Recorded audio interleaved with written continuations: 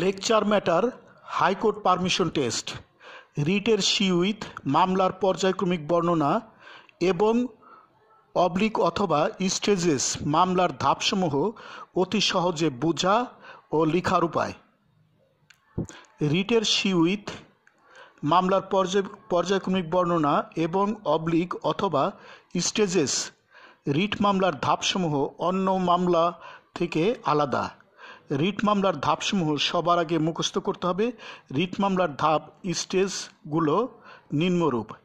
রিটের সিউইথ মামলার পর্যায়ক্রমিক বর্ণনা এবং অবলিক অথবা স্টেজেস রিট মামলার ধাপসমূহ কোলন।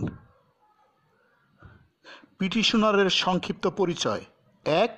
পিটিশনারের সংক্ষিপ্ত পরিচয়। That the petitioner is a loyal, peace loving, law abiding and permanent citizen of Bangladesh. 2.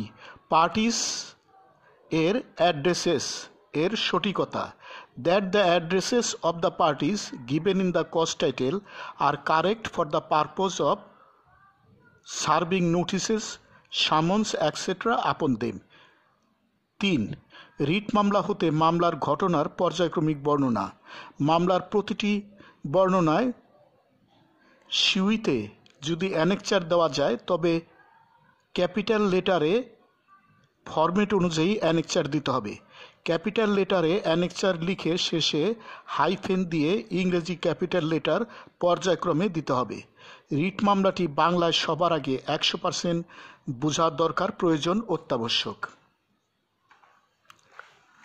অ্যানেকচারের document, দলিল দস্তাবেজ, কাগজপত্রাদি ফটোকপি করে দেওয়া হলে এইভাবে ড্রাফটের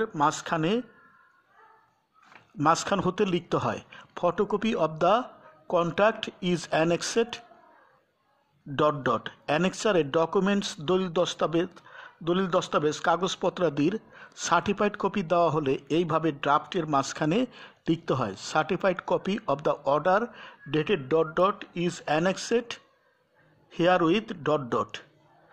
রিট মামলার ড্রাফটিংয়ে গ্রাউন্ডস হেতুবাদ সমূহের ঠিক উপরে এই কমন সিউইথ মামলার পর্যায়ক্রমিক বর্ণনাটি লিখতে হয়। এই সিউইথটি ঠাটা মুখস্থ করা দরকার। রিটের সকল সিউইতে সামান্য একটু চেঞ্জ করে এই সিউইথটি দেওয়া যায়। যে কোনো একটি বই হতে এই সিউইথটি মুখস্থ করা দরকার। প্রশ্নের মামলাটি খুব ভালোভাবে বাংলায় বুঝতে পারলে সিউইথ খুব সহজেই পরীক্ষায় নির্ভুলভাবে দেওয়া যায়। সিউইথের বাংলা অর্থ হলো মামলার ঘটনার পর্যায়ক্রমিক বর্ণনা।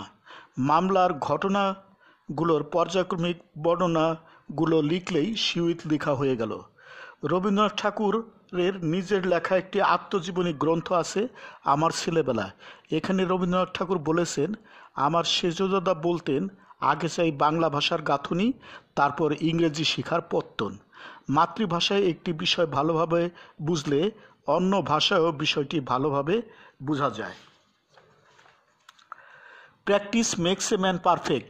অধ্যবসায় বারবার চেষ্টাই চরম সফলতার চাবিকাঠি। মায়ের পেটে হতে কেউ শিখে আসে না, ক্রমাগত নিবিড় চর্চার মাধ্যমে একটি বিষয় পরিপূর্ণভাবে শুদ্ধভাবে আয়ত্ত হয়। পরীক্ষার পূর্ব পর্যন্ত প্রচুর মডেল টেস্ট দিতে হবে। নিজে নিজে পরীক্ষক সেজে খাতা দেখতে হবে, ওয়ার্ড সেন্টেন্স ভুল হলে কেটে দিতে হবে, নম্বর দিতে হবে। পরীক্ষার পূর্ব রাতে একদমই স্টাডি করা যাবে না। পরীক্ষার পূর্ব রাত্রে কমপক্ষে 12 ঘন্টা ঘুমাতে হবে। মাথা শীতল থাকলে পরীক্ষা ভালো হয়, মাথা গরম থাকলে পরীক্ষা ভালো হয় না। মনে রাখার সূত্র হলো পূর্বে মনে রাখা বিষয়টির সাথে বর্তমান মনে রাখার বিষয়টি যোগ করে দেওয়া। WS কোশ্চেন্স করে লেসন পার্ট স্টাডি করতে হবে।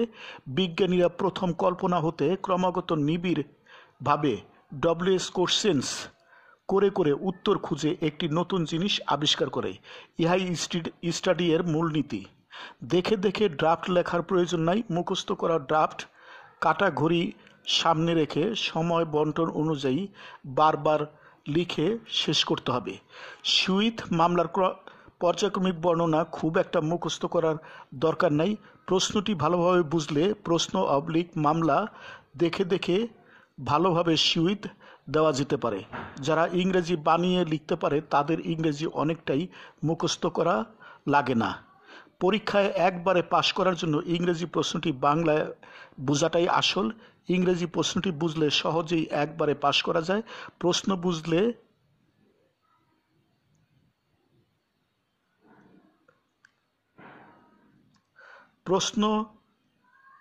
প্রশ্ন না বোঝার কারণে ভয়াবহভাবে ভুল উত্তর দেওয়ার কারণে অনেক বিজ্ঞ অ্যাডভোকেট সাহেবরাই হাইকোর্ট পারমিশন টেস্টে ফেল করে। অনেক বিজ্ঞ অ্যাডভোকেট সাহেবদের বারবার পরীক্ষা দিতে হয়। ইংরেজি হলো আন্তর্জাতিক ভাষা। লিসেনিং, রাইটিং, স্পিকিং স্কিলস ইংরেজিতে অতি দ্রুত বাড়ানো দরকার। ইংলিশে ওয়ার্ল্ড ক্লাস স্কিল না থাকলে বিদেশি মামলা মোকদ্দমা রিসিভ করা যায় না।